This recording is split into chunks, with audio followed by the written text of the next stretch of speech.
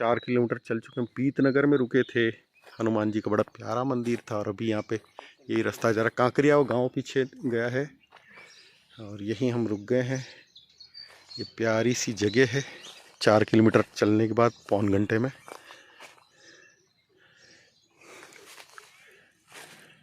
परिक्रमा में है और इसी रास्ते से हम आए। पीतनगर में रुके थे, 10-12 किलोमीटर चलने के बाद यहाँ पे नर्मदा सेवा आश्रम है। बाजीराव पेशवा जो थे शिवाजी के सेनापति एक प्रकार से, उनकी यहाँ समाधि है नर्मदा किनारे। और गांव का नाम है रावेरखेड़ी। तो ये नर्मदेश्वर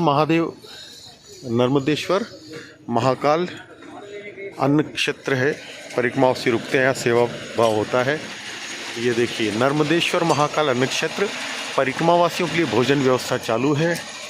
बाजीराव पेशवा का समाधि स्थल का इलाका है। तो हम यहाँ आए, इन्होंने प्रेम से रोका है और भोजन प्रसाद बनेगा।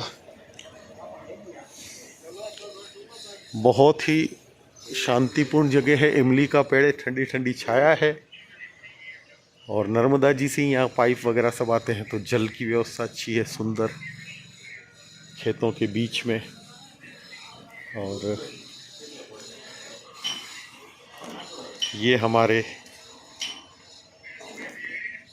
यहाँ पे रुक गए हम।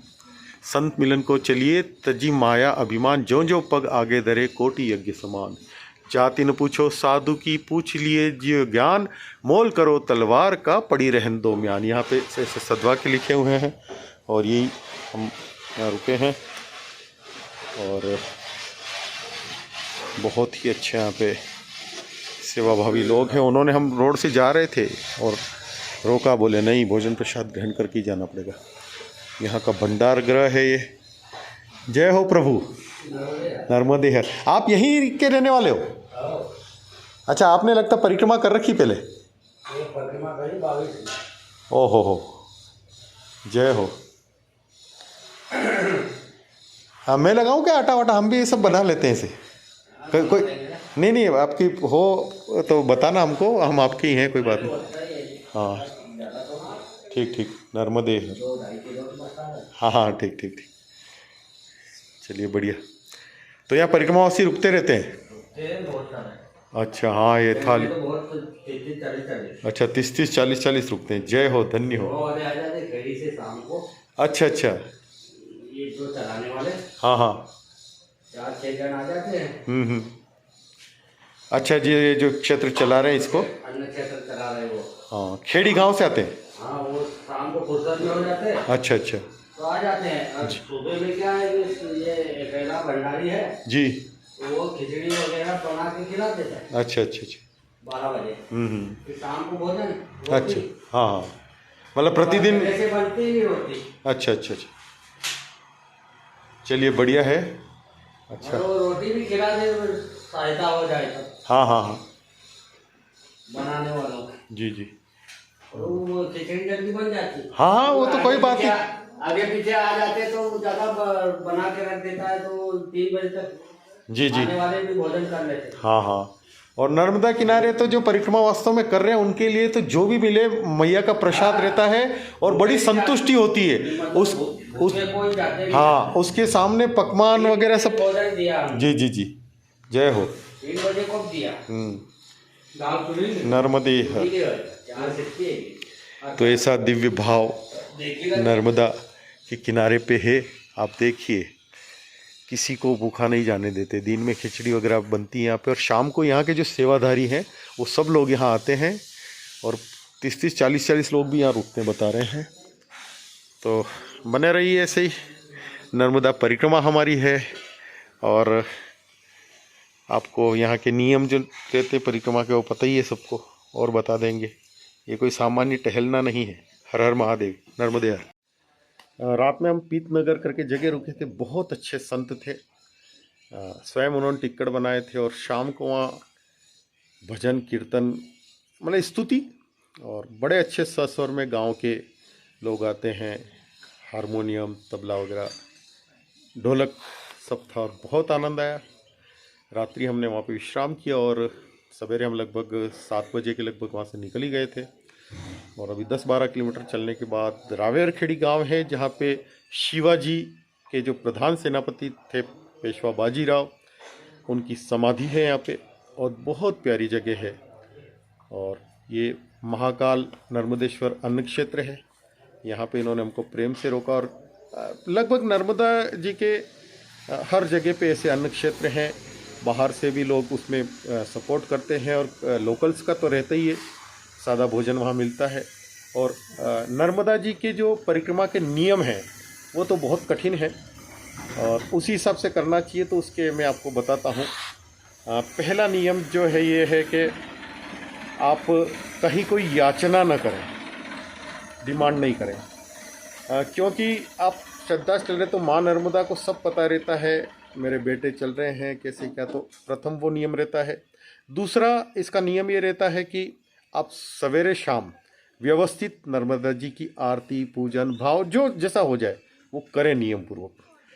तीसरा ये रहता है कि आपका पीछे नहीं लौटना, आपको मतलब नर्मदा जी में पीछे नहीं लौटा जाता, कि आगे ही बढ़ा जाता है। और एक नियम ये होता है कि आपको नर्मदा जी क्रॉस नहीं करनी, मतलब उस पार भली कितनी महत्वपूर्ण स्थान हो, कोई आपसे मिलने भी आया हो कुछ, तो आपको किसी भी कीमत पे उस पार नहीं जाना, इसी तट पे चलना रहता है। जब आप चलते हैं तो नर्मदा जी आपके दाएं हाथ पे होती है, इसको परिक्रमा कहते हैं। और रात्रि में जल्दी सो जाना चाहिए, और सवेरे सूर्योदय से पूर्व ही ब्रह्म मुहूर्त में आप उठें, स्नान वान करें। यदि नर्मदा जी के किनारे पे नर्मदा जी में ही स्नान करें, ये रहता है। और साबुन और तेल का प्रयोग न करें। और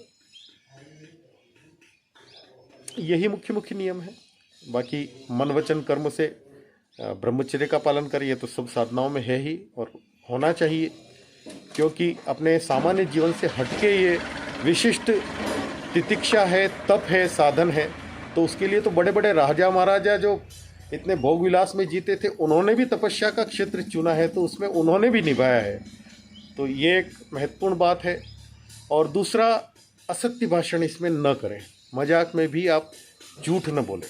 वैसे तो जीवन के हर क्षेत्र में होना चाहिए, लेकिन विशिष्ट रूप से जब आप ऐसे परिक्रमा वगैरह कर रहे हैं तभी विशिष्ट फल होता है। और हर समय आपको ये आपका बहुत निजी मामला रहेगा कि माँ नर्मदा जी से आपका एकात्म भाव रहे। हर छोटी मोटी चीज़ आप दिल से उनको शेयर करें। आपके यदि कुछ इस जन्म के या पिछले जन्मों के ऐसे प्रारब्ध हों जिससे आप जीवन में जगह जगह कठिनाई भोग रहे हैं या कुछ समस्या आ रही, तो माँ नर्मदा से आप बिल्कुल एकाग्रता से प्रार्थना करिए कि माँ आप चाहे मुझे जो समस्या दो, चाहे जो जैसे वो हो, लेकिन इसी परिक्रमा में मेरे जो भी बुरे प्रारब्ध हैं वो काट दो, मुझे बिल्कुल निर्मल बना दो। तो माँ ये कर सकती है। असंभव से असंभव चीज़ें भी यहाँ होती है, और माँ इतना ख्याल रखती है कि आप बिना मांगे भी, कहीं आपकी कुछ इच्छा हुई, बच्चे हैं हम, तो वो पूरी होती है। खान पान से लेके ये सब कुछ होता है बस। और आपका कहाँ रुकना है, आपको कहाँ रात्रि विश्राम होना है, कहाँ से क्या, सब कुछ सुनिश्चित है। बस आप समर्पण भाव से चलते रहें। तो ये नर्मदा परिक्रमा का, और आप कहीं भी रहते हो, मैं आपसे व्यक्तिगत माँ नर्मदा जी की तरफ से एक विनती करता हूँ कि कभी भी आप नर्मदा के किनारों पे कभी पूरी परिक्रमा न कर पाएँ, हो सकता है आपकी व्यस्तता हो, लेकिन कुछ समय नर्मदा के किनारे चलें या किसी ऐसे स्थान पर निवास करें जहाँ पे परिक्रमावासी वगैरह आते हों, तो एक अद्भुत होगा। बाकी सब ठीक है। और कुछ अच्छे स्तोत्र, मुख्य रूप से माँ नर्मदा एक कुंवारी, चीर कुंवारी मानी गई हैं, और महादेव की ही वो आराधिका हैं। शिवप्रिय कहा उसको, शिवप्रिय मेकल सुता। तो यहाँ किनारों पे एक प्रकार से शिव की ही आराधना है, शिव ही यहाँ के देव हैं। तो महादेव को आप पुकारें। और किनारों किनारों पे ऐसे प्राचीन शिव मंदिर हैं जो कहीं देवराज इंद्र ने स्थापना की है, कहीं किसी ऋषि ने स्थापना की है। तो चाहे वो एकांत में हो मंदिर, लेकिन अभी भी वो जागृत हैं। उन मंदिरों में आप उस शिवलिंग के समीप बैठेंगे, ध्यान करेंगे या कुछ जप करेंगे, तो आपको तरंग महसूस होगी, फ्रिक्वेंसी आपको महसूस होगी। तो ये एक बहुत बड़ा सौभाग्य है।